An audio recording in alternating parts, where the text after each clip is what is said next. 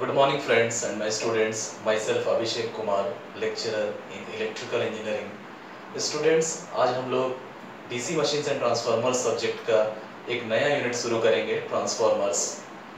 और ये यूनिट बहुत इम्पॉर्टेंट है और ये जो डिवाइस है, ये जो मशीन है ट्रांसफार्मर्स, वो भी बहुत इम्पॉर्टेंट है। तो स्टूडेंट्स, आज इसी को हम लोग कंटिन्यू करेंगे। तो स्टूडेंट्स, आप सब ने इलेक्ट्रिकल इंजीनियरिंग से जुड़े हुए जिन मशीनों को अपने आसपास देखा होगा, उसमें सबसे फ्रिक्वेंटली और सबसे ज़्यादा बार जो मशीन आपने देखा होगा, हर जगह आपने लगभग विजुअलाइज किया होगा अपने आसपास, अपने सराउंडिंग में, कहीं ट्रैवल करते समय, जिस मशीन को सबसे ज़्यादा आपने देखा होगा वो है ट्रांसफार्मर। तो ट्रांसफार्मर बहुत ही इम्पॉर्टेंट है हमारे पावर सिस्टम, हमारे इंडस्ट्रीज़ में, और जो भी हमारा ट्रांसमिशन एंड डिस्ट्रीब्यूशन सिस्टम है उसमें एक मेजर रोल प्ले करता है। ये इक्विपमेंट का इम्पॉर्टेंस हमें हमेशा ध्यान में रखना होगा। और आप लोगों को जान के ये बहुत आश्चर्य होगा कि ट्रांसफार्मर्स को हम लोग हार्ट ऑफ द इलेक्ट्रिसिटी भी कहते हैं, क्योंकि ये ट्रांसफार्मर का रोल इतना इम्पॉर्टेंट है। जैसे हमारे शरीर में हार्ट होता है जो ब्लड को पूरे शरीर में पंप करता है और उससे हम लोग सारा काम करते हैं। ब्लड हमारे शरीर में पंप होता है, हम लोग जो ऑक्सीजन इनहेल करते हैं तो उससे ब्लड में मौजूद जो ग्लूकोज और उसके कंपाउंड्स हैं उनका ऑक्सीजन से रिएक्शन होकर एनर्जी में कन्वर्शन होता है और हम लोग एफिशिएंटली वर्क कर पाते हैं। तो जिस तरह हार्ट का काम है ना, ब्लड को पंप करना और शरीर में सब जगह पहुंचाना, सो दैट कि हम एफिशिएंटली और आसानी से सारे काम को कर सकें, उसी तरह ट्रांसफार्मर्स का भी बहुत इंपॉर्टेंट रोल है हमारे पावर सिस्टम में, चाहे वो ट्रांसमिशन सिस्टम हो चाहे डिस्ट्रीब्यूशन सिस्टम हो। ये भी इलेक्ट्रिकल इंजीनियरिंग में हार्ट की तरह काम करता है। जिस तरह हार्ट हमारे शरीर में काम करता है, उस तरह एक तरह से हम लोग कह सकते हैं कि इलेक्ट्रिकल इंजीनियरिंग का हार्ट है। यानी जहाँ भी ट्रांसमिशन एंड डिस्ट्रीब्यूशन सिस्टम में हम इलेक्ट्रिकल एनर्जी को ट्रांसमिट कर रहे हैं, डिस्ट्रीब्यूट कर रहे हैं, from the power generating station से लेके सब स्टेशन से होते हुए, आउटर सब स्टेशन से होते हुए हम लोग जो डिस्ट्रीब्यूशन करके कंज्यूमर के एंड तक इलेक्ट्रिकल एनर्जी को पहुंचाते हैं, इलेक्ट्रिकल पावर को पहुंचाते हैं, उसमें ट्रांसफार्मर्स का रोल बहुत इंपॉर्टेंट है। तो ट्रांसफार्मर है क्या, ट्रांसफार्मर्स है क्या, वो हम लोग आज के लेक्चर में देखेंगे, इसके बेसिक्स को समझेंगे और आगे चल के जैसे जैसे ग्रेजुअली ट्रांसफार्मर्स की यूनिट में हम लोग आगे बढ़ेंगे तो इससे जुड़े हुए हम लोग बहुत सारे फैक्टर्स को और बहुत सारी चीज़ों को हम लोग देखेंगे। जिस तरह इसका ईएमएफ इक्वेशन देखेंगे, इसका यूजेस हम लोग देखेंगे, हम लोग टर्न्स रेशियो देखेंगे, हम लोग ट्रांसफॉर्मेशन रेशियो देखेंगे, ट्रांसफार्मर्स को कहाँ कहाँ कैसे कैसे हम लोग यूज़ करते हैं, कितने टाइप का ट्रांसफार्मर होता है, इसका कंस्ट्रक्शन क्या होता है, इसका वर्किंग प्रिंसिपल क्या होता है, ये सारी चीज़ें कहाँ कहाँ इसका एप्लीकेशन करते हैं, क्या क्या मॉडिफिकेशंस करते हैं हम लोग किन यूजेस के लिए ट्रांसफार्मर्स में, और किन स्पेसिफिक यूजेस के लिए किस तरह के स्पेसिफिक ट्रांसफार्मर्स का हम लोग यूज़ करते हैं, किस सेक्टर में किस तरह के ट्रांसफार्मर्स की ज़रूरत होती है, इसका एप्लीकेशंस, इसका मटेरियल्स, कैसे हम लोग इसका कंस्ट्रक्शन करते हैं, कैसी इसकी वर्किंग है, ये सारी चीज़ों को हम लोग डिटेल से देखेंगे। ठीक है, तो ट्रांसफार्मर है क्या, हम लोग इस पे आ जाते हैं।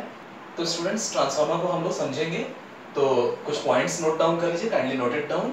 अ transformer is a static or stationary device by means of which electrical power in one circuit is transformed and transferred inductively into electrical power of the same frequency in another circuit। अब है क्या, तो transformer, तो आप सब लोगों को पता होगा कि ट्रांसफार्मर हम लोग यूज करते हैं वोल्टेज को स्टेप अप और स्टेप डाउन करने के लिए। हम ये भी जानते हैं कि करस्पॉन्डिंगली उसके रिवर्स रेशियो में करंट का स्टेप डाउन स्टेप अप होता है। यानी हमने एक सर्किट से दूसरे सर्किट तक वोल्टेज को स्टेप अप किया तो डेफिनेटली करंट स्टेप डाउन होगा, और हमने वोल्टेज को स्टेप डाउन किया तो करंट इंक्रीज होगा। ठीक है, तो स्टूडेंट्स, ट्रांसफार्मर्स है क्या, तो हम लोग यहाँ देख सकते हैं डेफिनेशन से, ट्रांसफार्मर का जो डेफिनेशन है उसमें ट्रांसफार्मर सबसे पहले एक स्टेशनरी डिवाइस है, स्टैटिक डिवाइस है। ठीक है, यानी जाहिर है यहाँ कोई रोटेटिंग पार्ट्स इन्वॉल्व नहीं है। ठीक है, और एक ऐसा स्टैटिक डिवाइस है जिससे हम लोग जिसको यूज करके इलेक्ट्रिकल पावर को एक सर्किट से दूसरे सर्किट तक ट्रांसफर करते हैं, साथ साथ ट्रांसफॉर्म भी करते हैं।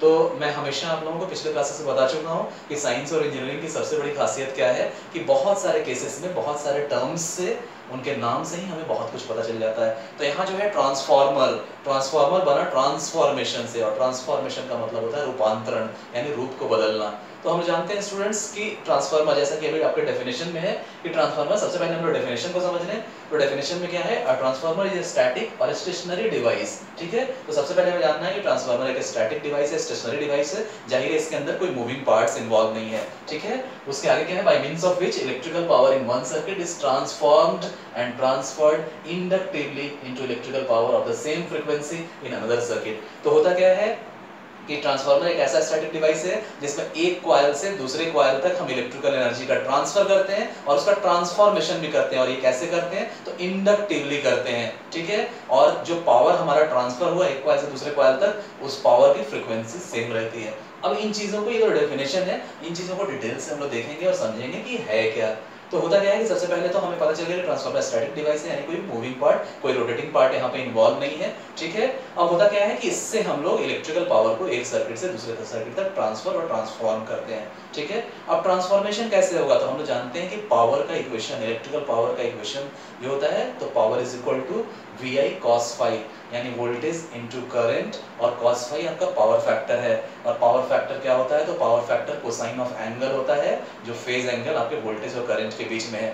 होता क्या है स्टूडेंट्स के ट्रांसफार्मर के अंदर पावर फैक्टर में कोई चेंजेस नहीं आता है, यानी ट्रांसफार्मर जो डिवाइस है इसमें हम एनर्जी का ट्रांसफर एक कॉइल से दूसरे कॉइल तक कर रहे हैं, और यहाँ एनर्जी का ट्रांसफर होता है। ट्रांसफार्मर के अंदर जो थोड़ा बहुत लॉसेस होता है एनर्जी का, वो लॉसेस भी वोल्टेज और करंट पे ही सिर्फ डिपेंड करता है, उनके बीच के एंगल पर नहीं डिपेंड करता है। आगे चल के हम लोग देखेंगे तो इसके अंदर मैग्नेटिक लॉसेस और रेजिस्टिव लॉसेस होता है, यानी मैग्नेटिक लॉसेस को हम लोग आयरन लॉसेस बोलते हैं, और रेजिस्टेंस से होने वाले लॉसेस को हम लोग कॉपर लॉसेस बोलते हैं। ये दोनों लॉस, तो कॉपर लॉस करंट पर डिपेंड करता है, और मैग्नेटिक लॉसेस जो हैं, जिनमें आगे चल के हम लोग देखेंगे एडी करंट लॉस और हिस्टेरिसिस लॉस, तो मैग्नेटिक जो हमारे लॉसेस हैं वो वोल्टेज पर डिपेंड करते हैं। यानी ट्रांसफार्मर के अंदर ट्रांसफार्मर क्या कर रहा है? एक कॉइल से दूसरे कॉइल तक पावर को ट्रांसफर कर रहा है, ट्रांसफॉर्म कर रहा है। तो जाहिर है ये एनर्जी को एब्जॉर्ब तो नहीं करता है, लेकिन हाँ, लॉसेस की वजह से कुछ एनर्जी इसके अंदर एब्जॉर्ब होती है in the form of heat.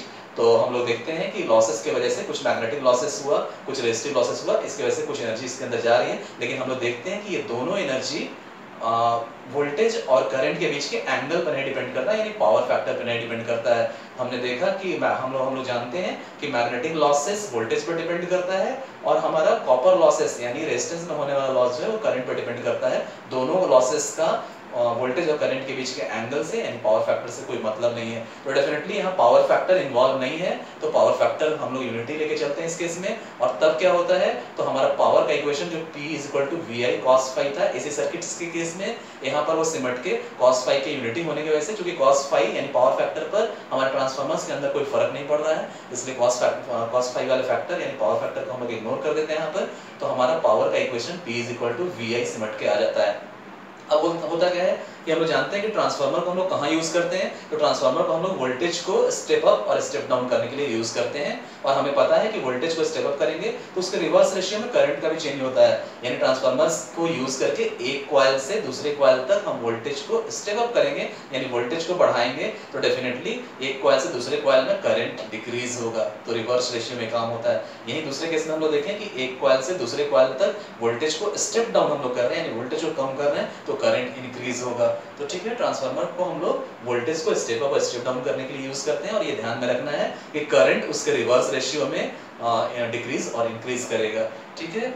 तो ये हम लोग ट्रांसफार्मर में यूज करते हैं। अब है क्या कि यहाँ पावर का ट्रांसफॉर्मेशन कैसे हो रहा है? ट्रांसफर तो हम लोगों ने देख लिया कि एक कॉइल से दूसरे कॉइल तक पावर का ट्रांसफर हो रहा है, और हमेशा ध्यान में देना रखना है कि पावर का ट्रांसफर कैसे हो रहा है? तो इंडक्टिवली हो रहा है, यानी उन दोनों कॉइल्स के बीच में हम कोई इलेक्ट्रिकल कनेक्शन नहीं रखते हैं, उन दोनों कॉइल्स के बीच में हम मैग्नेटिक कनेक्शंस रखते हैं। आगे चलकर हम लोग डिटेल्स देखेंगे कैसे ये सारी चीजें होती हैं, इन चीजों को हम लोग फिगर से डिटेल से हम लोग देखेंगे, ठीक है। तो ये ध्यान में रखना है जो आपके डेफिनेशन में टर्म आया है कि यहाँ पावर का ट्रांसफर इंडक्टिवली होता है। और दूसरी बात सबसे इंपॉर्टेंट क्या है कि फ्रीक्वेंसी भी एक सर्किट से दूसरे सर्किट तक अगर हम लोग पावर को ट्रांसफर करते हैं तो फ्रीक्वेंसी भी सेम रहती है। अब आ जाते हैं हम लोग ट्रांसफॉर्मेशन पे। तो हमने देखा कि पावर को हम लोग ट्रांसफार्मर को यूज करते हैं वोल्टेज को स्टेप अप और स्टेप डाउन करने के लिए। तो जाहिर है पावर अब बना किससे? तो हमने देखा कि पावर का इक्वेशन इसी सर्किट्स के लिए जो P = VI cos phi होता था, यहाँ पावर फैक्टर पे कोई डिपेंडेंस नहीं है, इसलिए वो इक्वेशन सिमट के आ गया P = VI, यानी पावर जो है वोल्टेज और करंट के मल्टीपल से बना है। अब हम लोग जानते हैं कि ट्रांसफार्मर को हम लोग वोल्टेज को स्टेप अप स्टेप डाउन करने के लिए यूज करते हैं, और जो करंट है उसके रिवर्स रेशियो में डिक्रीज और इंक्रीज होता है। तो नतीजा क्या होगा कि अगर हम लोग प्राइमरी कॉइल से सेकेंडरी कॉइल यानी एक कॉइल से दूसरे कॉइल तक वोल्टेज को अगर इंक्रीज करा रहे हैं तो डेफिनेटली करंट कम हो रहा है। तो अल्टीमेटली वोल्टेज इनटू करंट का मल्टीपल यानी पावर है उसकी एक फिक्स वैल्यू होगी, ठीक है। तो शुरुआत में अगर हम लोग लेफ्ट साइड से हम लोग एक सर्किट को अगर हम लोग लेके चलें तो एक सर्किट में जो हमारा पावर है वोल्टेज इनटू करंट का मल्टीपल है, और एक सर्किट से दूसरे सर्किट में सपोज दैट पहले वाले सर्किट में सपोज दैट पहले वाले सर्किट में हमारा कोई पावर है P जो वोल्टेज इनटू करंट का मल्टीपल है, ठीक है। उससे दूसरे सर्किट में जब हम पावर को ले जा रहे हैं सेम पावर को, तो यहाँ वोल्टेज को अगर हम लोग इंक्रीज कर रहे हैं तो definitely P is equal to V into I का जो मल्टीपल हमारे पहले कॉइल में था, हमारा पावर ऑलमोस्ट सेम होना चाहिए हमारे दूसरे कॉइल में। तो डेफिनेटली अगर हम वोल्टेज को बढ़ा रहे हैं तो हमारा करंट कम होना होगा। तो इस तरह पावर के कंपोजिशन को हम लोग चेंज कर रहे हैं, पावर के स्वरूप को हम लोग बदल रहे हैं, पावर का रूपांतरण कर रहे हैं, इसलिए हम लोग इसको ट्रांसफार्मर भी बोलते हैं। इस चीज को थोड़ा सा और डिटेल से हम लोग देख सकते हैं। तो इन चीजों को थोड़ा और डिटेल से हम लोग देखेंगे जब हम लोग फिगर पे आएंगे, ठीक है। आगे अगले पॉइंट में आ जाते हैं। नोटेड, काइंडली नोटेड डाउन, इसको लिख लीजिए। इसमें है क्या, it is used to raise or lower the voltage in a circuit but with the corresponding decrease or increase in current in the reverse ratio of that of the voltage transformation। तो थोड़ी देर पहले ही मैंने समझाया कि इस transformer एक ऐसा device है जिसको हम लोग वोल्टेज को रेज और लोअर करने के लिए यूज करते हैं, यानी वोल्टेज को बढ़ाने और घटाने के लिए यूज करते हैं, और उसके साथ करस्पॉन्डिंग करंट का रिवर्स रेशियो में इंक्रीज और डिक्रीज होता है। यानी जब वोल्टेज को हम लोग बढ़ाएंगे एक सर्किट से दूसरे सर्किट में तो करंट इंक्रीज कर जाएगा, रिवर्स रेशियो में ये हो रहा है। और या अगर हम लोग वोल्टेज को कम करेंगे एक कॉइल से दूसरे कॉइल में तो करंट इंक्रीज कर जाएगा। तो ये रिवर्स रेशियो में हम लोग करते हैं, यही पॉइंट जो मैंने एक्सप्लेन किया। नेक्स्ट स्लाइड में हम लोग आ जाते हैं। तो स्टूडेंट्स इस तरह से हम लोग ट्रांसफार्मर को यूज करते हैं, ठीक है। यहाँ क्या है, तो ट्रांसफार्मर्स में हम लोग क्या करते हैं, ट्रांसफार्मर्स में एक कोर हम लोग बनाते हैं जो नॉर्मली स्टील का होता है, और आगे चल के हम लोग स्टील की भी सुपर फाइन क्वालिटी को हम लोग यूज करते हैं, हाई सिलिकॉन कंटेंट वाले स्टील को हम लोग यूज करते हैं। और जहां हमें और भी अच्छी एफिशिएंसी चाहिए, जहां आगे चल के हम लोग देखेंगे कि मैग्नेटिक लॉसेस को कम करने के लिए हम लोग कोर के मटेरियल को इम्प्रूव करते हैं, तो वहां हम लोग cold rolled grain oriented steel भी हम लोग यूज करते हैं, यानी CRGO स्टील यूज करते हैं। तो ट्रांसफार्मर्स में होता क्या है कि इस तरह इंडिकेटिव डायग्राम है ये ट्रांसफार्मर का। आगे चल के हम लोग देखेंगे कि एक्चुअल ट्रांसफार्मर इससे थोड़ा सा अलग होगा। यहाँ इंडिकेटिव डायग्राम है, तो यहाँ हमने देखा कि एक कॉइल पहले हमने एक कोर लिया, ये कोर स्टील का है, हाई सिलिकॉन कंटेंट का स्टील का है, कहीं कहीं हम लोग CRGO स्टील भी यूज करते हैं, cold rolled grain oriented steel. यहाँ पे हमने एक कॉइल को प्लेस किया, फिर हमने इसके दूसरे आर्म पे दूसरे कॉइल को हमने प्लेस किया। और होता क्या है कि किसी एक कॉइल, ट्रांसफार्मर में क्या है, हम लोग एनर्जी का ट्रांसफर कर रहे हैं, पावर का ट्रांसफर कर रहे हैं एक कॉइल से दूसरे कॉइल। तो जाहिर है जिस कॉइल को हम जिस कॉइल साइड में हम सप्लाई देंगे उसको हम प्राइमरी बोलते हैं, और जिस कॉइल साइड से सप्लाई हम लोग लेके एक्सटर्नल सर्किट में भेजते हैं उस साइड को हम लोग सेकेंडरी बोलते हैं। ये हमेशा ध्यान में रखना है कि फिगर में हमने प्राइमरी को इस साइड दिखाया, सेकेंडरी को इस साइड दिखाया, लेकिन कोई जरूरी नहीं कि हर वक्त प्राइमरी इस साइड हो सेकेंडरी इस साइड हो, ये हमारी अपनी जरूरत के हिसाब से है।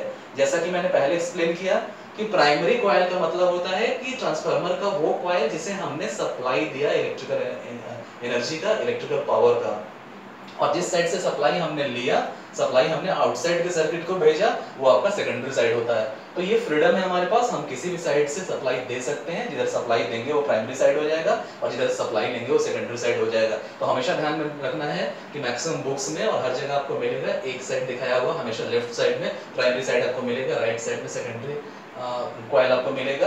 लेकिन हमेशा ध्यान में रखना है कि जिधर भी हम सप्लाई देंगे, वो राइट साइड लेफ्ट साइड कहीं भी हो सकता है, जिधर भी हम सप्लाई एक कॉइल को दे रहे हैं, इलेक्ट्रिकल एनर्जी की सप्लाई एक कॉइल को दे रहे हैं, इलेक्ट्रिकल पावर की सप्लाई एक कॉइल को दे रहे हैं, वो प्राइमरी हो जाएगा, और जिधर से हम पावर लेके एक्सटर्नल सर्किट में भेज रहे हैं वो सेकेंडरी साइड हो जाएगा।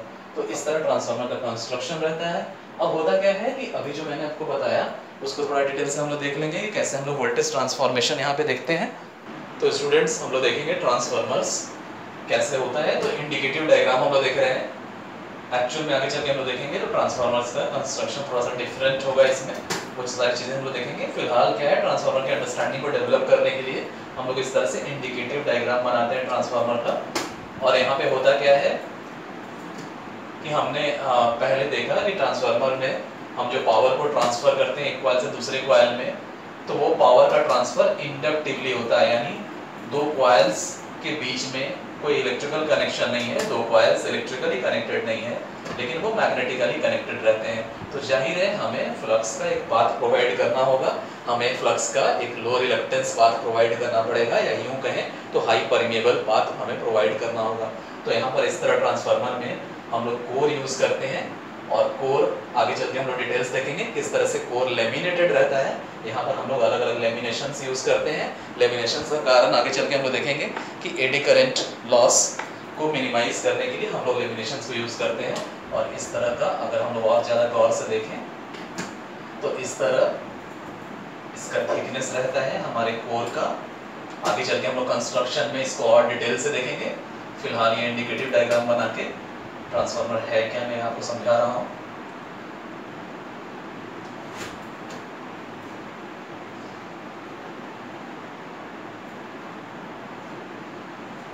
ठीक है, तो इस तरह का कोर होता है और इसमें क्या होता है कि इस तरह के शेप के फाइन स्ट्रिप्स रहते हैं, फाइन लैमिनेशंस रहते हैं। हम लोग इस लैमिनेटेड कोर को यूज करते हैं। जिस तरह डीसी मशीन्स में हमने देखा है कि पोल कोर, पोल शू, ये सब हम लोग इसको लैमिनेटेड रखते हैं। आर्मेचर ड्रम को भी हम लोग लैमिनेटेड रखते हैं। उसी तरह यहाँ भी कोर है, इसका भी काम मैग्नेटिज्म को कैरी करना यानी मैग्नेटिक फ्लक्स को अपने से होके जाने देना होता है। और मैग्नेटिक लॉसेस में आगे चल के हम लोग देखेंगे मैग्नेटिक लॉसेस में दो तरह के लॉसेस होते हैं, हिस्टैरिसीस लॉसेस और एडी करंट लॉसेस। तो एडी करंट लॉसेस को मिनिमाइज करने के लिए हम लोग लैमिनेशंस यूज करते हैं। आगे के क्लासेस में हम लोग देखेंगे किस तरह एडी करंट लॉस होता है, क्या कारण है उस लॉस का और किस तरह से उसको हम लोग मिनिमाइज कर सकते हैं। तो आगे इसका और डिटेल हम लोग देखेंगे। अब क्या है, तो इसके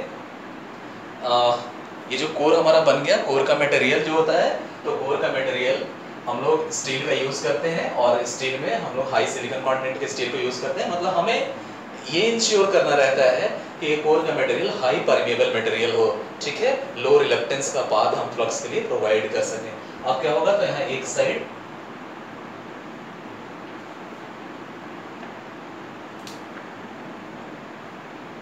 इस तरह से हम लोग कॉइल यहाँ पे प्लेस कर देंगे।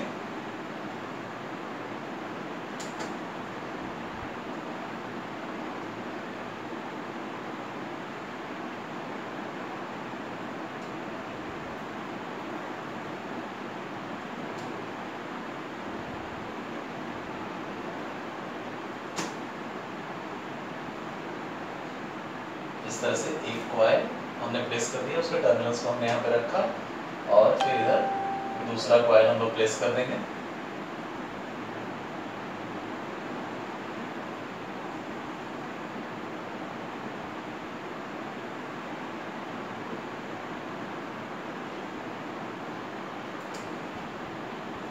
और इस तरह से दूसरा कॉइल हम लोग प्लेस कर देंगे। ठीक है,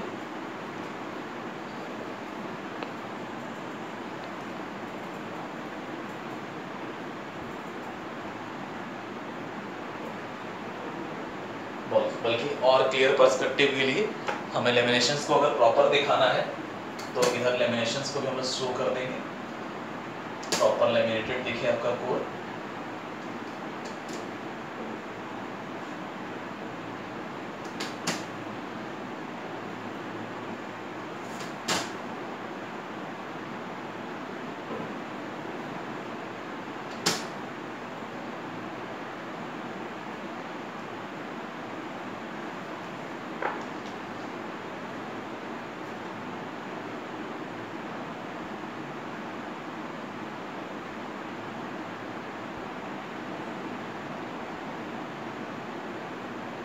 इस तरह से कॉइल्स को हमने माउंट कर दिया। अब क्या है कि हमेशा स्टूडेंट्स को प्राइमरी और सेकेंडरी में हमेशा कंफ्यूजन रहता है। ठीक है, तो हमेशा ध्यान में रखना, क्योंकि मैक्सिमम स्टूडेंट देखते हैं कि यहाँ लेफ्ट साइड में हम लोग प्राइमरी लिख देते हैं। मैक्सिमम बुक्स में भी आपको ऐसा ही लिखा हुआ मिलेगा। और राइट साइड में हम लोग सेकेंडरी लिख देते हैं। लेकिन हमेशा ये ध्यान में रखना है, जैसा कि मैं पहले भी बता चुका हूँ, कि ये दो कॉइल्स हैं जिनमें हमें इलेक्ट्रिकल एनर्जी का ट्रांसफर करना है। तो जाहिर है एक साइड हम पावर सप्लाई देंगे, ठीक है, इलेक्ट्रिकल एनर्जी सप्लाई देंगे, और दूसरे साइड से इलेक्ट्रिकल एनर्जी सप्लाई लेके हम एक्सटर्नल सर्किट में देंगे। तो जिस साइड हम ट्रांसफार्मर के जिस कॉइल को इलेक्ट्रिकल एनर्जी दे रहे हैं वो हमारा प्राइमरी साइड हो गया, जिधर इनपुट इलेक्ट्रिकल एनर्जी हम लोग दे रहे हैं, और जिधर से आउटपुट हम लोग निकाल रहे हैं एक्सटर्नल सर्किट को दे रहे हैं, वो साइड सेकेंडरी साइड होगा। तो हमेशा ध्यान में रखना है कि किसी भी साइड अगर हम इधर से सप्लाई लेते तो ये प्राइमरी होता, इधर से सप्लाई लेके हम एक्सटर्नल सर्किट में देते तो ये हमारा सेकेंडरी होता। ये हमेशा ध्यान में रखना है। तो इस तरह प्राइमरी और सेकेंडरी प्लेस हो गया। अब क्या करते हैं, तो यहाँ हम लोग एक वोल्टेज अप्लाई करते हैं। यहाँ हम लोग एक वोल्टेज अप्लाई करते हैं, क्योंकि यहाँ से हम सप्लाई दे रहे हैं, ये प्राइमरी कॉइल है, तो हमने यहाँ सोर्स वोल्टेज लगा लिया। सपोज दैट प्राइमरी साइड का हमने 1 सफिक्स दे दिया यानी V1 है। तो जाहिर है आगे चल के हम लोग देखेंगे कैसे फ्लक्स डेवलप होगा। फ्लक्स डेवलप होके यहाँ पे अब होगा क्या कि यहाँ पे क्रिएशन हो जाएगा। यहाँ पे जैसे ही हम लोग सप्लाई देंगे और सप्लाई क्या होगा, तो अगर हम लोग वेरिंग सोर्स की सप्लाई दे रहे हैं यानी अल्टरनेटिंग साइनसोइडल सोर्स भी हम लोग दे सकते हैं, या कोई भी हम लोग टाइम वेरिंग सोर्स से यहाँ पे अगर सप्लाई दे रहे हैं, तो सपोज दैट हमारा time varying source alternating sinusoidal source है। तो अगर हमारा वोल्टेज इस तरह से वेरी कर रहा है, जो हमारा V1 है, तो होगा क्या कि अल्टरनेटिंग साइनसोइडल सोर्स से हमने कनेक्ट करके रखा है या किसी टाइम वेरिंग सोर्स से हमने इसे कनेक्ट करके रखा है, तो इस कॉइल के अंदर करंट फ्लो होगा और करंट फ्लो होने से एक मैग्नेटिक फ्लक्स बन जाएगा, क्योंकि हमें पता है कि हमारा phi is directly proportional to Ni number of turns into current. तो ये नंबर ऑफ टर्न्स है उनके करस्पॉन्डिंग एक फ्लक्स बन जाएगा और फ्लक्स इस हाई परमेबिलिटी के पाथ से होके इस तरह अपने पाथ को कंप्लीट करेगा। इस तरह से फ्लक्स का फ्लो होगा, इस तरह से फ्लक्स का फ्लो होगा, इस तरह से फ्लक्स का फ्लो होगा। अब हम जानते हैं कि हमने जो वोल्टेज सप्लाई दिया वो अल्टरनेटिंग साइनसोइडली वेरिंग है, तो डेफिनेटली इस कॉइल से होके जो फ्लो होने वाला करंट होगा वो भी अल्टरनेटिंग साइनसोइडली वेरिंग होगा। और हम जानते हैं कि करंट में ही डिपेंडेंट है हमारा फ्लक्स, तो फ्लक्स भी अल्टरनेटिंग साइनसोइडली वेरिंग होगा, यानी डेफिनेटली फ्लक्स का भी इस तरह से वेवफॉर्म होगा। तो हम लोग देख रहे हैं कि फ्लक्स का वैल्यू भी वेरी कर रहा है, तो एक समय यहाँ आके फ्लक्स की वैल्यू हमें मैक्सिमम मिलेगी, तो हम लोग यहाँ मैक्सिमम phi m यहाँ से इंडिकेट करते हैं। हालांकि ये ध्यान में रखना है कि फ्लक्स भी अल्टरनेटली साइनसोइडली ही वेरी करेगा अगर हमने यहाँ पे सोर्स वोल्टेज अल्टरनेटली साइनसोइडली ही अप्लाई किया है, ठीक है। अब फ्लक्स यहाँ से क्रिएट हो गया, फ्लक्स का वेरिएशन हो रहा है, तो हम देख रहे हैं कि यहाँ कॉइल 1 में यानी हमारे प्राइमरी कॉइल में हमने वोल्टेज सप्लाई दिया और वोल्टेज सप्लाई देने के वजह से यहाँ पे करंट फ्लो हुआ, करंट फ्लो होने की वजह से यहाँ फ्लक्स क्रिएट हुआ। ये फ्लक्स इस लो परमेबल इस हाई परमेबल पाथ से यानी लो रिलक्टेंस के पाथ से होके यहाँ से दूसरे कॉइल से ये फ्लक्स कनेक्ट हो रहा है, ठीक है। अब होगा क्या कि कुछ फ्लक्सेस जो है लीकेज फ्लक्स की तरह बर्बाद भी होंगे, यानी इस कॉइल 1 के वजह से प्रोड्यूस हुआ सारा फ्लक्स सब का सब 100% सेकेंडरी में जाकर लिंक तो नहीं करेगा, ठीक है। आगे चल के हम लोग देखेंगे, उसी को हम लोग लीकेज फ्लक्स बोलते हैं, लेकिन हाँ कुछ पार्ट इससे लिंक करेगा, मैक्सिमम पार्ट इससे लिंक करेगा। अब हो क्या रहा है कि यहाँ पे फ्लक्स भी वेरी कर रहा है और वेरिंग फ्लक्स इस सेकेंडरी कॉइल से लिंक कर रहा है। अगर हम लोग यहाँ पे लोड कनेक्ट कर दें यानी सर्किट को कंप्लीट कर दें, ठीक है, चाहे सर्किट को बाद में कंप्लीट करेंगे, अभी ओपन ही रखते हैं, ठीक है। तो होगा क्या यहाँ पर कि यहाँ फ्लक्स जो है वो टाइम वेरिंग है, फ्लक्स भी अल्टरनेटिंग साइनसोइडली वेरी कर रहा है और ये फ्लक्स जो प्राइमरी ने प्रोड्यूस किया फ्लक्स, ये फ्लक्स जाके अब सेकेंडरी कॉइल से लिंक कर रहा है और ये टाइम वेरिंग फ्लक्स है, साइनसोइडली वेरिंग फ्लक्स है। तो हम जानते हैं कि जहाँ भी फ्लक्स का वेरिएशन कॉइल से लिंक होके होगा, तो हम जानते हैं कि as per Faraday's law of electromagnetic induction, और Faraday's law of electromagnetic induction का स्टैटिक वाला फॉर्म जहाँ कंडक्टर को हम लोग मूव नहीं करा रहे हैं लेकिन फ्लक्स में वेरिएशंस है, तो उसके वजह से यहाँ पर ईएमएफ इंड्यूस हो जाएगा। तो यहाँ पर क्या होगा कि म्यूचुअल इंडक्शन की वजह से, क्योंकि कॉइल 1 का प्राइमरी कॉइल का प्रोड्यूस किया हुआ फ्लक्स सेकेंडरी से लिंक कर रहा है और फ्लक्स में वेरिएशन है, तो फ्लक्स लिंकेज में चेंजेस है और हम जानते हैं कि rate of change of flux linkage के वजह से ईएमएफ इंड्यूस होता है as per Faraday's law of electromagnetic induction. तो होगा क्या कि यहाँ पे एक ईएमएफ इंड्यूस हो जाएगा, आपके सेकेंडरी साइड में एक ईएमएफ इंड्यूस हो जाएगा। सेकेंडरी है इसलिए हम लोग इसको E2 सफिक्स दे रहे हैं, सेकेंडरी साइड में एक ईएमएफ इंड्यूस हो जाएगा। अब होगा क्या कि प्राइमरी साइड ने जो फ्लक्स प्रोड्यूस किया और जाहिर है फ्लक्स वेरिंग है, तो प्राइमरी साइड के अंदर भी इस फ्लक्स के वेरिएशन से सेल्फ इंडक्टेंस के प्रॉपर्टी से यहाँ पर सेल्फ इंडक्शन की प्रॉपर्टी से यहाँ पर एक ईएमएफ इंड्यूस हो जाएगा। प्राइमरी साइड में है इसलिए इसको सफिक्स हम लोग E1 देते हैं। अब होगा क्या कि यहाँ वोल्टेज इंड्यूस तो हो गया, लेकिन अभी आपका सेकेंडरी साइड में आपका सर्किट ओपन है। अगर यहाँ पे कोई लोड हम लोग कनेक्ट कर देंगे, कोई इलेक्ट्रिकल लोड हम लोग यहाँ कनेक्ट कर देंगे, तो आपका सर्किट कंप्लीट हो जाएगा और करंट फ्लो होने लगेगा, ठीक है। तो यहाँ E2 जो वोल्टेज इंड्यूस हुआ उसमें से कुछ लॉसेस होने के बाद बाकी बचा हुआ जो वोल्टेज होगा वो इसके अक्रॉस, इस लोड के अक्रॉस एम्पियर होगा और इसको हम लोग V2 कहेंगे, ठीक है। तो यहाँ हमेशा ध्यान में रखना है। आगे चल के कंस्ट्रक्शन हम लोग डिटेल से देखेंगे, इसका वर्किंग प्रिंसिपल आगे क्लासेस में हम लोग डिटेल से देखेंगे, ट्रांसफार्मर का वर्किंग प्रिंसिपल देखेंगे। तो अभी हमें ध्यान में रखना है कि यहाँ करते क्या है, तो ट्रांसफार्मर का जो सबसे बेसिक कंस्ट्रक्शन है, सबसे इजीएस्ट फॉर्म ऑफ कंस्ट्रक्शन है, वो हम लोग लेके चलते हैं शुरुआत में, लेकिन आगे चल के हम लोग देखेंगे तो इससे कुछ डिफरेंट अरेंजमेंट हम लोग रखते हैं और क्यों डिफरेंस होता है वो भी चीजें हम लोग देखेंगे। फिलहाल अंडरस्टैंडिंग के लिए हमें समझना है कि यहाँ ट्रांसफार्मर में हमने एक कोर लिया, कोर खासकर हम लोग कोशिश करते हैं कि फेरोमैग्नेटिक मटेरियल का रहे, हाई परमेबल मटेरियल का रहे, और कोर जो है हमेशा फ्लक्स के लिए लो रिलक्टेंस का पाथ प्रोवाइड करे। और इस कोर पे हम लोग एक साइड में एक कॉइल प्राइमरी कॉइल को प्लेस करते हैं, एक साइड में सेकेंडरी कॉइल को प्लेस करते हैं। हमें ये ध्यान में रखना होता है कि ये दोनों कॉइल आपस में इलेक्ट्रिकली कनेक्टेड नहीं है, यानी ये कॉइल अपने कोर से इंसुलेटेड है, ठीक है, ये कॉइल अपने कोर से इंसुलेटेड है, यानी यहाँ कोई एक कॉइल का दूसरे कॉइल से कोई डायरेक्ट इलेक्ट्रिकल कनेक्शन नहीं है। यानी कॉइल हम लोग कह सकते हैं कि कॉइल इलेक्ट्रिकली कनेक्टेड नहीं है, लेकिन हाँ हम लोग यहाँ देख सकते हैं कॉइल मैग्नेटिकली कनेक्टेड है, मैग्नेटिकली कपल्ड है। तो यहाँ हम लोग देख सकते हैं कि यहाँ से जो फ्लक्स क्रिएट हुआ वो फ्लक्स जाके लिंक किया सेकेंडरी से, उसकी वजह से फ्लक्स, और फ्लक्स जो है वो टाइम वेरिंग फ्लक्स है। हम लोग देख रहे हैं कि अल्टरनेटली साइनसॉइडली वेरिंग फ्लक्स है। फ्लक्स के वेरिएशन की वजह से सेकेंडरी में ईएमएफ इंड्यूस हुआ by the principle of mutual induction. और यहाँ पर क्या हुआ, फ्लक्स के वेरिएशन से इसी कॉइल के क्रिएट किए हुए प्राइमरी साइड के कॉइल के ही क्रिएट किए हुए फ्लक्स से प्राइमरी में ही ईएमएफ इंड्यूस हुआ by the principle of self induction. तो यहाँ E1 एक वोल्टेज क्रिएट हो गया, ठीक है। आगे चल के हम लोग देखेंगे कि किस तरह हम लोग वोल्टेज को स्टेप अप और स्टेप डाउन करते हैं, वो टर्न्स रेशियो पर डिपेंड करेगा। और हम लोग देखते हैं कि सेकेंडरी साइड में जो इंड्यूस हुआ वोल्टेज है ये E2 है, और प्राइमरी साइड का जो इंड्यूस हुआ वोल्टेज है ये E1 है। तो हम लोग देखेंगे ये दोनों के टर्न्स रेशियो के बराबर होगा। यानी अगर इस साइड में हमने प्राइमरी साइड में हमने N1 टर्न्स दिया है, सेकेंडरी साइड में हमने N2 टर्न्स दिया है, तो आगे चल के हम लोग इसको डिराइव करके देखेंगे। तो हम लोग देखेंगे कि जो वोल्टेज का रेशियो है ट्रांसफॉर्मेशन, इसको हम लोग बोलते हैं ट्रांसफॉर्मेशन रेशियो, और इसको हम लोग K से इंडिकेट करते हैं, ट्रांसफॉर्मेशन रेशियो, और इसको हम लोग K से इंडिकेट करते हैं। तो आगे चल के हम लोग देखेंगे कि ये सेकेंडरी साइड का इंड्यूस्ड ईएमएफ और ये प्राइमरी साइड का इंड्यूस्ड ईएमएफ, इन दोनों का रेशियो जो है वो टर्न्स रेशियो के बराबर है, जिसको हम लोग ट्रांसफॉर्मेशन रेशियो K कहते हैं। और आगे चल के फिर हम लोग और भी डिटेल देखेंगे कि करंट का जो रेशियो है वो इसके ठीक उल्टा होगा, करंट का जो रेशियो है वो इसके ठीक उल्टा होगा, ठीक है। तो ये चीज़ें हमें ध्यान में रखनी है। ये सारा डिटेल्स हम लोग आगे क्लासेस में हम लोग देखेंगे ट्रांसफॉर्मर्स के बारे में, ठीक है स्टूडेंट्स। ठीक है स्टूडेंट्स, तो अभी हमने डिटेल देखा ट्रांसफार्मर के ट्रांसफॉर्मेशन रेशियो के बारे में थोड़ा सा, और हमने बेसिक्स देखा कि कैसे ट्रांसफार्मर में हम लोग कोर रखते हैं, कैसे कोर लेमिनेटेड होता है, और कैसे कोर का कौन सा मटेरियल हम सेलेक्ट करते हैं। हमारा टारगेट क्या रहता है कि हाई परमेबल मटेरियल को हम सेलेक्ट करें, यानी लो रिलक्टेंस का पाथ हम फ्लक्स के लिए प्रोवाइड कर सकें।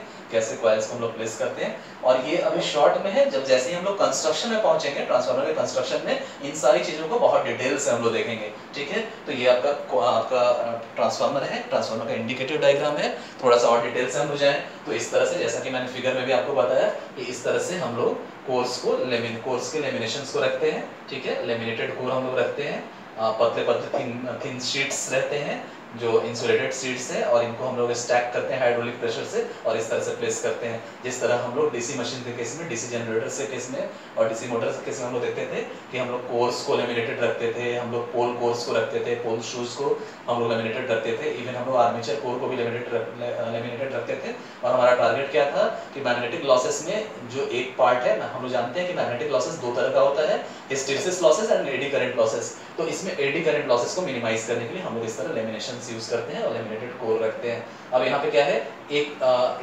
इसके एक लिम्ब पे, इसके एक लेग पे हमने एक कॉइल को प्लेस कर दिया, और इसके अगले लिम्ब पे, अगले लेग पे हमने एक कॉइल को प्लेस कर दिया।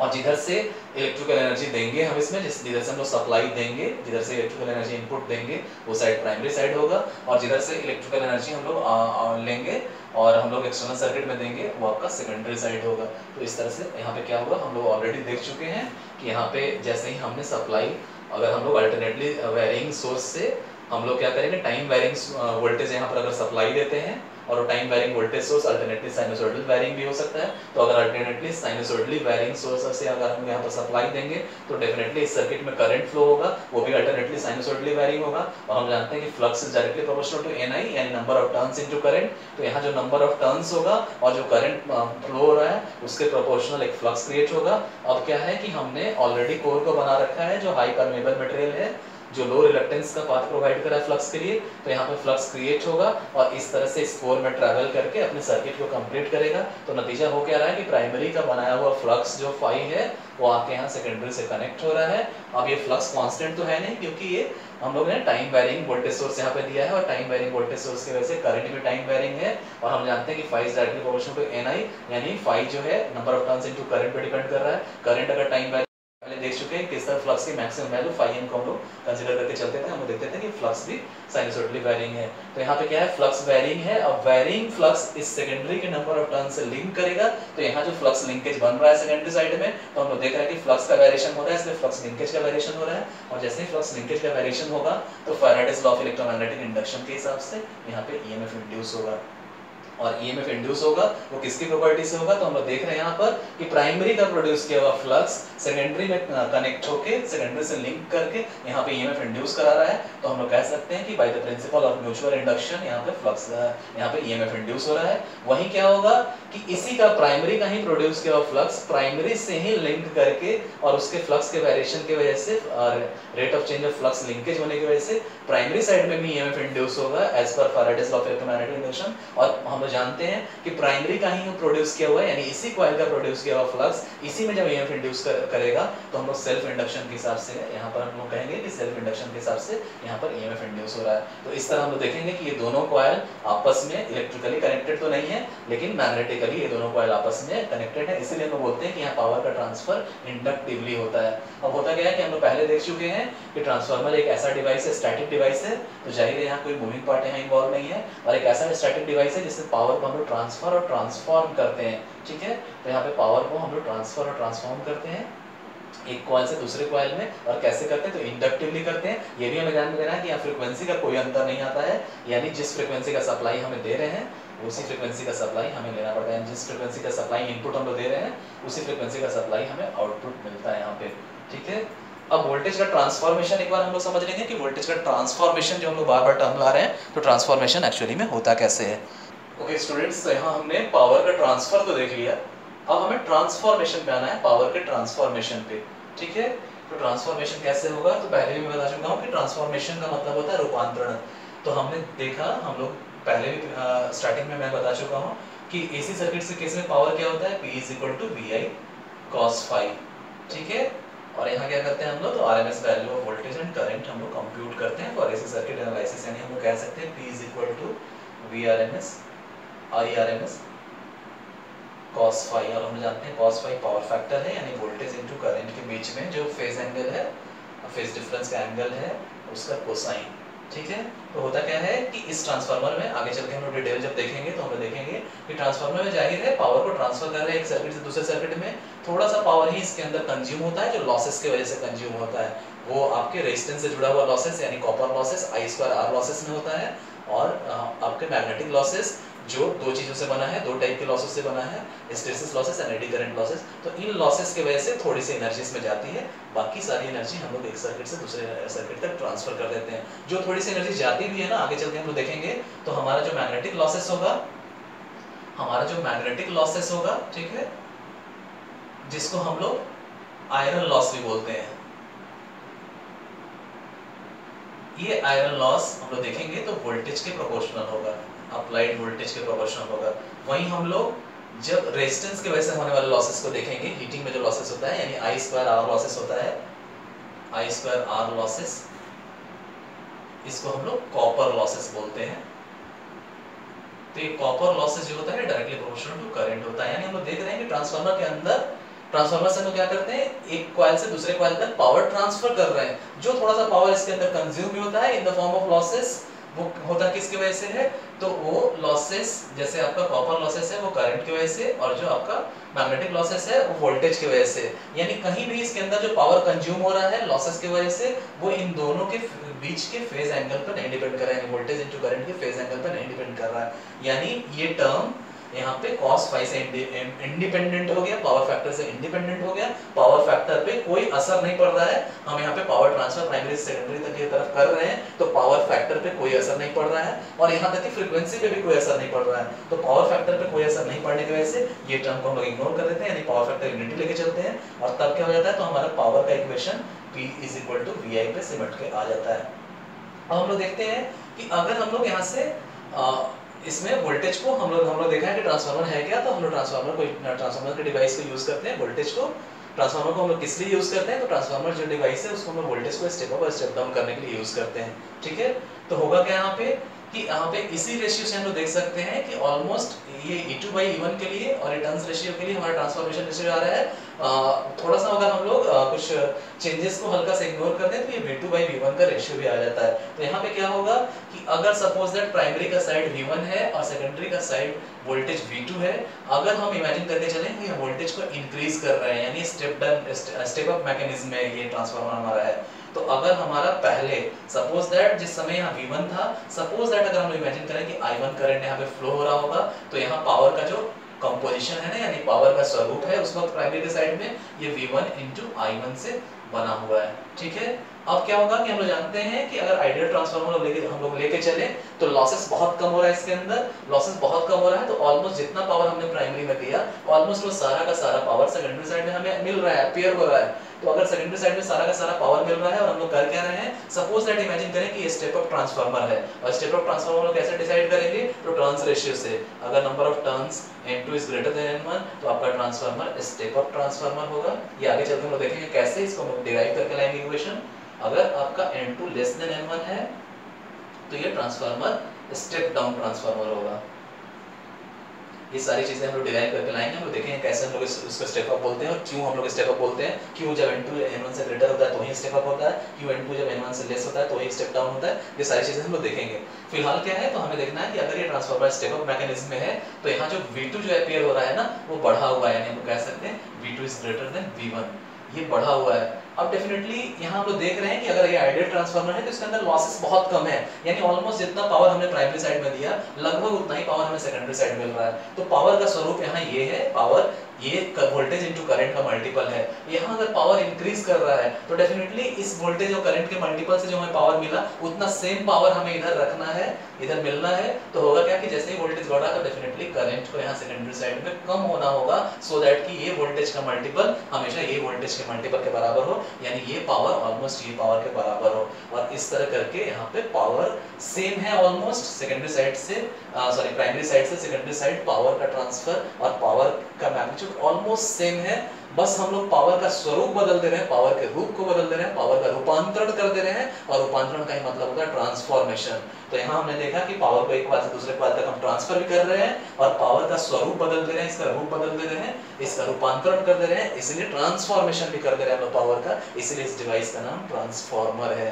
तो यहाँ पर अगर हम एक एग्जांपल लेके चले, एक छोटा सा एग्जांपल कि सपोज दैट यहाँ पावर 1000 वाट्स हम लोग दे रहे थे, ठीक है। अगर हम लोग इमेजिन करें थोड़ी देर के लिए कि प्राइमरी साइड में जो हम पावर दे रहे हैं ना उसका स्वरूप है वोल्टेज इनटू करंट का, तो सपोज दैट 100 वोल्ट, ठीक है।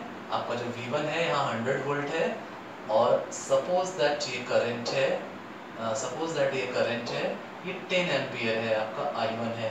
अब इसी में अभी हमने देखा कि हम लोग मान के चलते हैं, इमेजिन करके चलते हैं कि स्टेप अप मैकेनिज्म में ये ट्रांसफार्मर है। तो सपोज दैट यहाँ से प्राइमरी से सेकेंडरी साइड जो पावर जा रहा है, तो हम जान रहे हैं कि आइडियल ट्रांसफार्मर के केस में हमारा लॉसेस बहुत कम है, यानी जो इनपुट पावर दे रहे हैं ऑलमोस्ट वही हमें आउटपुट पावर मिल रहा है। तो सपोज दैट यहाँ आउटपुट साइड में अगर हम पावर को देखें तो सपोज हमें आउटपुट साइड में भी ऑलमोस्ट 1000 वाट ही मिलेगा।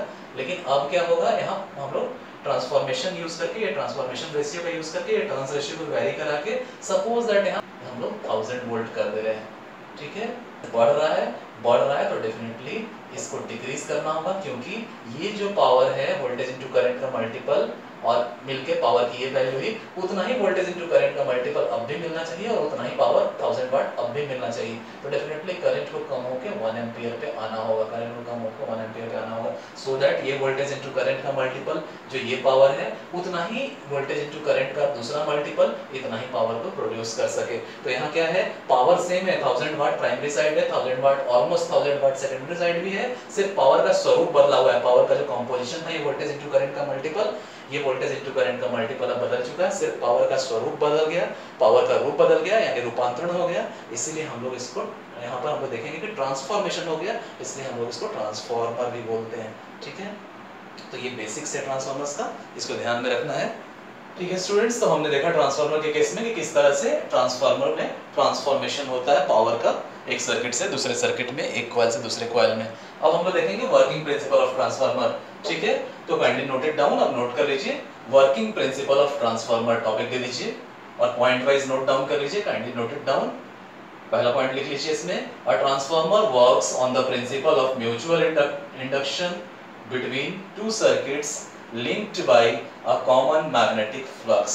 ठीक है, तो ये वर्किंग प्रिंसिपल ऑफ ट्रांसफार्मर है। इसमें है क्या कि transformer works on the principle of mutual induction between two coils between two circuits linked by a common magnetic flux। तो हम लोग ऑलरेडी देख चुके हैं कि ट्रांसफार्मर किसका वर्किंग प्रिंसिपल जो है, ट्रांसफार्मर किस प्रिंसिपल पर वर्क करता है, ट्रांसफार्मर वर्क करता है on the principle of mutual induction. हमने देखा कि कैसे म्यूचुअल इंडक्शन से एक कॉइल से दूसरे कॉइल में पावर का ट्रांसफर हो रहा है। हमने देखा कि कैसे हमने प्राइमरी कॉइल्स में साइनसोइडली वैरिंग वोल्टेज को दिया और उसके वजह से करंट जो प्रोड्यूस हुआ वो भी साइनसोइडली वैरिंग था डेफिनेटली, और करंट की वजह से जो फ्लक्स क्रिएट हुआ वो भी अल्टरनेटिंग साइनसोइडली वैरिंग था। और ये वैरिंग फ्लक्स जाके सेकेंडरी कॉइल से लिंक किया और लिंक करने की वजह से चूंकि फ्लक्स वैरी कर रहा है और नंबर ऑफ टर्न्स यहाँ इन्वॉल्व है, तो हमने देखा कि rate of change of flux linkage हुआ सेकेंडरी साइड में, और इस rate of change of flux linkage की वजह से on the principle of mutual induction primary से सेकेंडरी साइड में हमने देखा कि पावर का ट्रांसफर हुआ, एनर्जी का ट्रांसफर हुआ, और हमने देखा कि सेकेंडरी साइड में एक वोल्टेज इंड्यूस हो गया।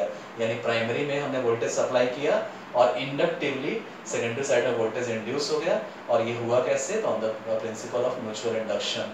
ठीक है, तो इसलिए कहा गया है transformer works on the principle of mutual induction between two circuits linked bye A common magnetic flux. अगले पॉइंट में आ जाते हैं हम लोग। अगला पॉइंट नोट कर लीजिए, in its simplest form it consists of two inductive coils which are electrically separated with each other but mutually linked magnetically to each other through a path of low reluctance। ठीक है, तो होता क्या है कि आगे चलकर हम लोग देखेंगे ट्रांसफार्मर्स के कंस्ट्रक्शंस में और ट्रांसफार्मर्स के टाइप में वहां दो से ज्यादा कॉइल्स भी हो सकता है, हम लोग टर्शियरी कॉइल्स भी यूज करते हैं, आगे चलकर हम लोग देखेंगे। लेकिन जैसे ही हम लोग सिंपलेस्ट पॉसिबल फॉर्म में आ जाते हैं ना, इसीलिए लिखा गया है सिंपलेस्ट फॉर्म। तो जैसे ही हम लोग सिंपलेस्ट फॉर्म में आ जाएंगे, सिंपलेस्ट पॉसिबल फॉर्म में, तो ट्रांसफार्मर क्या होगा, तो ट्रांसफार्मर में दो इंडक्टिव कॉइल्स होंगे, और पहले भी मैं बता चुका हूँ कि वो इलेक्ट्रिकली सेपरेटेड होंगे आपस में दोनों इलेक्ट्रिकली इंसुलेटेड होंगे, सेपरेटेड होंगे, लेकिन हाँ म्यूचुअली लिंक्ड होंगे, मैग्नेटिकली लिंक्ड होंगे। ठीक है, और कैसे लिंक्ड होंगे, तो through path of low reluctance. तो हमने देखा कि कैसे कोर से हम लो रिलक्टेंस का पाथ हम लोग प्रोवाइड करते हैं। और लास्ट पॉइंट में आ जाइए, the two coils possess high mutual inductance, और चाहिए उन दोनों कॉइल्स में हाई म्यूचुअल इंडक्टेंस होगा। नेक्स्ट स्लाइड में हम लोग आ जाते हैं। ठीक है, अब प्राइमरी और सेकेंडरी क्या है, तो मैं पहले ही बता चुका हूं कि जिस साइड हम इलेक्ट्रिकल एनर्जी सप्लाई दे रहे हैं, इनपुट दे रहे हैं, वो प्राइमरी साइड हो गया, और जिधर से सप्लाई आउटपुट हम लेके एक्सटर्नल सर्किट में भेज रहे हैं वो सेकेंडरी साइड हो गया। तो उसी के बारे में काइंडली नोट इट डाउन, इस पॉइंट को नोट कर लीजिए। The coil in which electrical energy is fed, the coil in which electrical energy is fed from the AC supply mains is called primary winding. यानी जिधर से electrical energy feed कर रहे हैं उस ट्रांसफार्मर में, हम जिधर से इलेक्ट्रिकल एनर्जी फीड हो रहा है वहां पे उस ट्रांसफार्मर में AC सप्लाई मेंस से जिस कॉइल में फीड हो रहा है उस कॉइल को हम लोग डेफिनेटली प्राइमरी कॉइल बोलेंगे। और दूसरा कॉइल जिधर से एनर्जी हम लोग ले रहे हैं, एनर्जी इज टेकन आउट, यानी लिया जा रहा है, ड्रॉन आउट, एनर्जी जिधर से निकाला जा रहा है, लिया जा रहा है दूसरे सर्किट में भेजने के लिए, दूसरे एक्सटर्नल सर्किट में भेजने के लिए, डेफिनेटली वो आपका सेकेंडरी वाइंडिंग होगा। ठीक है, अब क्या है कि शॉर्ट में हम लोग आ जाते हैं। अभी तक हमने जो चीजें देखा उसका एक तरह से उसको हम समराइज कर लेते हैं। हम लोग शॉर्ट में देख सकते हैं, ब्रीफ में हम लोग देख लेते हैं। ठीक है, तो इसको भी लिख लीजिए, in brief a transformer is a device that. ठीक है, तो ब्रीफ में हम लोग देखेंगे ट्रांसफार्मर एक ऐसा डिवाइस है जो ये काम करता है। In brief a transformer is a device that, point wise अब लिखते जाना है। पहला पॉइंट, डिवाइस दैट ट्रांसफर्स और ओब्लिक करके transforms electric power from one circuit into another. यानी ट्रांसफार्मर एक ऐसा डिवाइस है जो ट्रांसफर और ट्रांसफॉर्म करता है इलेक्ट्रिक पावर को एक सर्किट से दूसरे सर्किट में। दूसरा पॉइंट क्या है, it does so without a change of frequency, और ये ऐसा करता है बिना फ्रीक्वेंसी को चेंज किए हुए। यानी प्राइमरी साइड से सेकेंडरी साइड में जो इलेक्ट्रिकल एनर्जी का ट्रांसफर हो रहा है, इलेक्ट्रिकल पावर का ट्रांसफर हो रहा है, उसमें फ्रीक्वेंसी में कोई भी बदलाव नहीं हो रहा है प्राइमरी से सेकेंडरी जाने के दौरान। ठीक है, it does so without a change of frequency. अगले पॉइंट में हम लोग आ जाते हैं, it works on the principle of electromagnetic induction. हम लोग पहले भी देख चुके हैं कि किस तरह से इलेक्ट्रोमैग्नेटिक इंडक्शन के प्रिंसिपल पर वर्क करता है। किस तरह से हमने देखा कि प्राइमरी साइड पे क्रिएट किया हुआ फ्लक्स, जिसमें जो वैरिंग फ्लक्स है वो सेकेंडरी साइड के कॉइल्स के टर्न्स से लिंक करता था, और उन फ्लक्स लिंकेज का चेंज होने की वजह से Faraday's law of electromagnetic induction के स्टैटिक वाले फॉर्म से यहाँ पे आपका EMF इंड्यूस होता था। तो डेफिनेटली ये इलेक्ट्रोमैग्नेटिक इंडक्शन के प्रिंसिपल पे वर्क करता है। ठीक है, और इसके बाद वाला पॉइंट क्या है, the two electric circuits are in mutual inductive influence of each other. तो डेफिनेटली ये जो दो इलेक्ट्रिकल सर्किट्स हैं ना, वो एक दूसरे पर इंडक्टिव इन्फ्लुएंस डाल रहे हैं, यानी आपस में म्यूचुअल इंडक्टिव इन्फ्लुएंस में है। तो the two electric circuits are in mutual inductive influence of each other, यानी वो मैग्नेटिकली आपस में कपल्ड हैं, दोनों एक दूसरे पर अपना इंडक्टिव इन्फ्लुएंस को डाल रहे हैं, अपना इंडक्टिव प्रभाव डाल रहे हैं वहाँ पे, ठीक है। तो द टू सर्किट्स, इसीलिए लास्ट पॉइंट है, the two electric circuits are in mutual inductive influence of each other. Next slide में हम आ जाते हैं, ठीक है स्टूडेंट्स। अब नेक्स्ट क्लास में हम लोग देखेंगे ये ट्रांसफार्मर कंस्ट्रक्शन। तो जो सारी चीजें को अभी हमने शॉर्ट में देखा, उन्हें हम डिटेल से देखेंगे, किस तरह ट्रांसफार्मर का कंस्ट्रक्शन होता है, किस तरह कॉइल्स होता है, कॉइल्स को प्लेस करने में हम लोग क्या क्या चीजें ध्यान में रखते हैं, किस तरह से टर्न्स रेशियो को रखते हैं, किस तरह से कोर होता है, कोर का मटेरियल हम लोग कैसे बनाते हैं। आगे चल के हम लोग देखेंगे कि लैमिनेशंस के कई पार्ट में कटे होते हैं, उनको कंबाइन करके हम ज्वाइन करके हाइड्रोलिक प्रेशर से स्टैक टुगेदर करते हैं, और उससे हम लोग लैमिनेशन से ट्रांसफार्मर के कोर को बनाते हैं। तो आगे चल के सारा डिटेल्स हम लोग अगले क्लास में ट्रांसफार्मर कंस्ट्रक्शन का देखेंगे, वहाँ हम लोग ट्रांसफार्मर का टाइप्स भी देखेंगे on the basis of construction, core type transformer, shell type transformer. तो बहुत सारी चीज़ें को जिन्हें हमने अभी शॉर्ट में देखा, उन चीज़ों को हम लोग डिटेल से नेक्स्ट क्लासेस में देखेंगे। तो नेक्स्ट क्लासेस में हम लोग ट्रांसफार्मर कंस्ट्रक्शन कवर करेंगे, और उसके बाद इस तरह सो ऑन आपका पूरा ट्रांसफार्मर कवर होगा, ठीक है। Okay, thank you.